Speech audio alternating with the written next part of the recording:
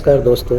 आज हम एक रोमांचक यात्रा पर निकल रहे हैं केलोंग के शांत शहर से उदयपुर हिमाचल प्रदेश तक का। तो ये जो उदयपुर है या केलोंग है, लाहौल स्पीति ज़िला के अंतर्गत आती है और अभी हम लोग टांडी से निकले हैं। ये नीचे वाली जो रास्ता है वो जाती है केलोंग बस स्टैंड की तरफ और अभी ऊपर हम लोग जाएंगे उदयपुर की ओर।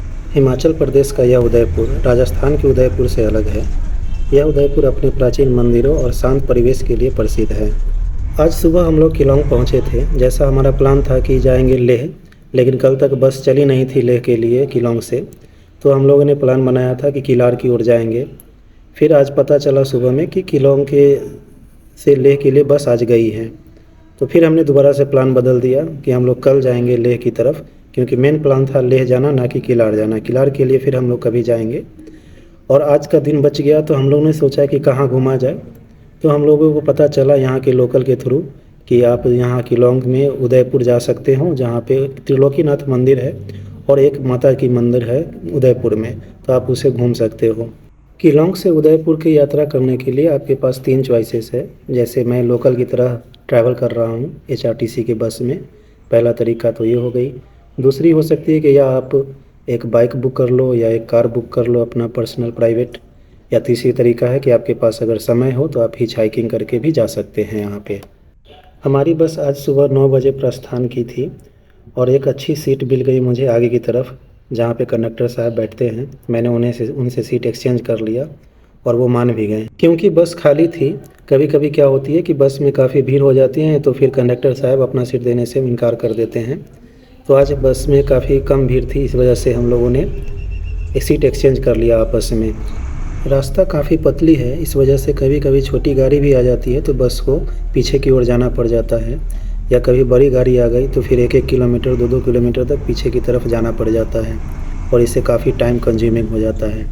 बस से यात्रा करने का एक बड़ा फ़ायदा यह भी है कि आप स्थानीय लोगों से बातचीत करके आप स्थानीय माहौल का अनुभव भी ले सकते हैं और हिमालय के अद्भुत दृश्यों का तो आनंद ले ही सकते हैं। और हरे भरे वादियों से लेकर ऊंचे पहाड़ों तक इस मार्ग पर हर मोड़ पर एक नया दृश्य देखने को मिलता है।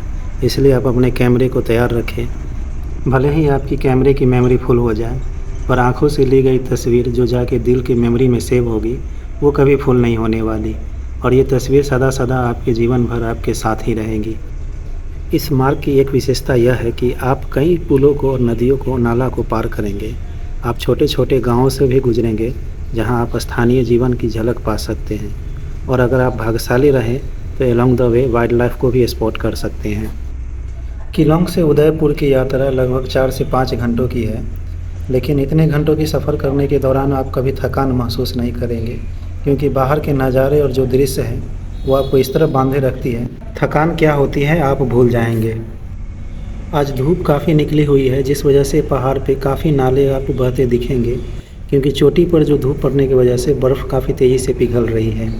और हर पहाड़ पे आपको ये छोटे छोटे झरना, छोटे छोटे नाला देखने को मिलेगा, जो पहाड़ की खूबसूरती को और बढ़ाता है। और ये खूबसूरती आपको यूँ ही आपको सारी रास्ता देखने को मिलेगा।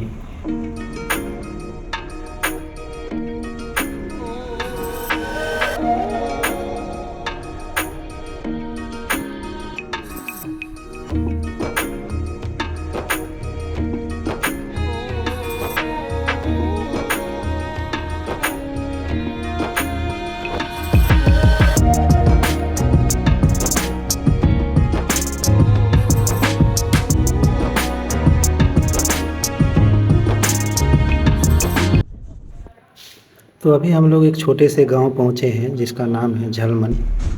और गांव के नाम कुछ ऐसे होते हैं कि नाम याद रखना काफ़ी मुश्किल होता है हमारे लिए।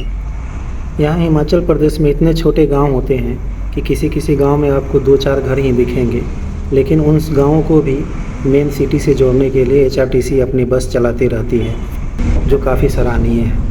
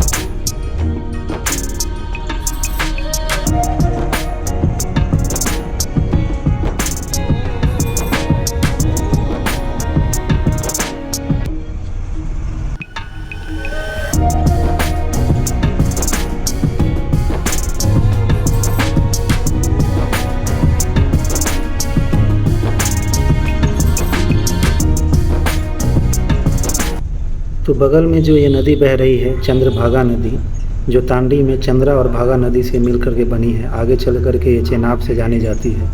हम इसी नदी के किनारे किनारे उदयपुर तक जाएंगे। इन हरी भरी पहाड़ों के बीच में बहती नदी का आवाज़ और ये पतली सी रास्ता काफ़ी खूबसूरत लग रही है। सामने से जो ऊंची ऊंची पहाड़ हैं, जहाँ से गिरते झरने नाले आपको मन मोह लेंगे और कभी भी इस रास्ते में आप बोर नहीं होंगे।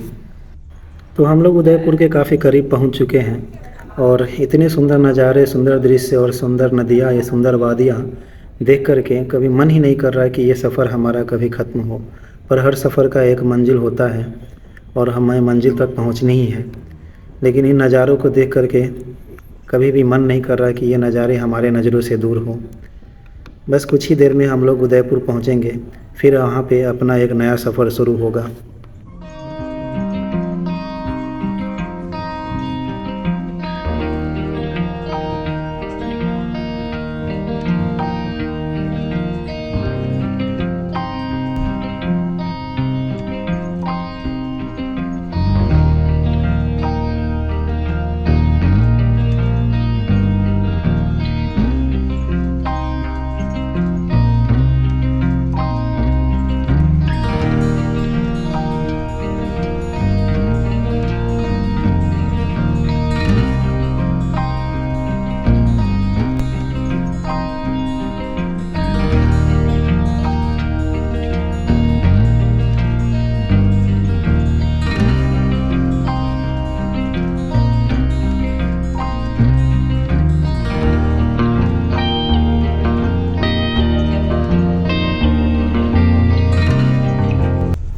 तो अभी हम लोग पहुंच चुके हैं बीआरओ ऑफिस के पास और मुझे लग रहा है कि यहाँ पे हेडक्वार्टर है किसी यूनिट का।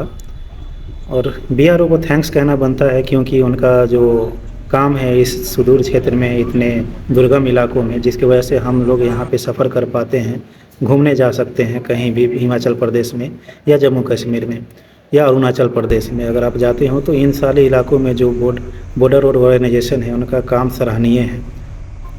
लगभग 4 से 5 घंटे की यात्रा के बाद हम अंततः उदयपुर पहुंच चुके हैं और हम इस खूबसूरत शहर की समृद्धि, सांस्कृतिक और ऐतिहासिक धरोहर को देखेंगे। हम लोग यहां से मृकुला माता मंदिर की ओर जाएंगे। मृकुला माता मंदिर उदयपुर कस्बे में स्थित एक प्राचीन और पवित्र मंदिर है। यह मंदिर माँ दुर्गा के रूप मृकुला माता को समर्पित है। यह मंदिर अपने वास्तुकला, ऐतिहासिक महत्व और धार्मिक महत्व के लिए प्रसिद्ध है। इस मंदिर का निर्माण लगभग 11वीं शताब्दी में हुआ था। यह मंदिर काटकुनी शैली में बना हुआ है, जो हिमाचल प्रदेश के पारंपरिक वास्तुकला शैली है। मंदिर के लकड़ी के स्तंभों और दीवारों पर अद्वितीय नक्काशी और मूर्तियां देखी जा सकती है, जो इस क्षेत्र के समृद्ध सांस्कृतिक धरोहर का दर्शाता है। आप इस मंदिर के भीतर कैमरा या मोबाइल फ़ोन लेके नहीं जा सकते हैं। इस वजह से मैं मंदिर के अंदर तो गया, लेकिन उसके अंदर का रिकॉर्ड कुछ भी नहीं कर पाया। अगर आप हिमाचल प्रदेश की यात्रा पर हैं तो इस प्राचीन मंदिर का दर्शन अवश्य करें और इसके अद्वितीय सौंदर्य और शांति का अनुभव करें। तब तक के लिए शुभ यात्रा।